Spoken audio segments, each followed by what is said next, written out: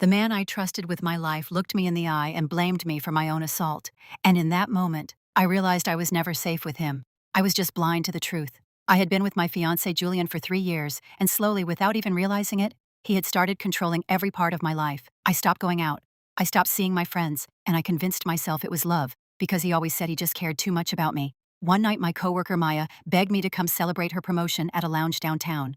I hadn't gone out in over a year, but I asked Julian multiple times if he was okay with it. He barely looked up from his phone and said it was fine, so I went. I wore a simple navy silk dress, nothing revealing, and for the first time in a long time, I felt like myself again. I was laughing, dancing, and actually enjoying being alive. But then everything changed out of nowhere. A stranger came up behind me, grabbed both my wrists, and forced my hands onto his chest, pulling me against him. I panicked and shoved him away as hard as I could, while he just stood there, laughing with his friends, filming me like it was some kind of joke. Security eventually threw them out, but I was shaking uncontrollably.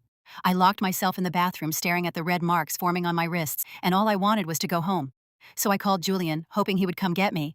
But instead of asking if I was okay, the first thing he said was, "What are you wearing?" When I told him, he sighed and said he knew this would happen, that I was basically asking for it by going out. Like that? He said going to a club without him was like cheating, because I was looking for attention from other men. I stood there in shock, bruised and terrified, while the man who was supposed to protect me made me feel like it was all my fault. Maya drove me home because Julian refused. And when I walked into the apartment, it was dark, and he was sitting there waiting for me with his arms crossed like a judge. He looked at me with disgust and said, "I clearly wanted that kind of attention when I tried to show him the marks on my wrists." He didn't even look. He told me I was exaggerating and playing the victim. Then he gave me an ultimatum saying I needed to apologize for disrespecting our relationship, or the wedding was off. And in that moment, something inside me finally broke. I looked at him and realized he wasn't my protector. He was just another man trying to control me. I slowly took off my engagement ring, placed it on the table, and told him he was right. We shouldn't get married.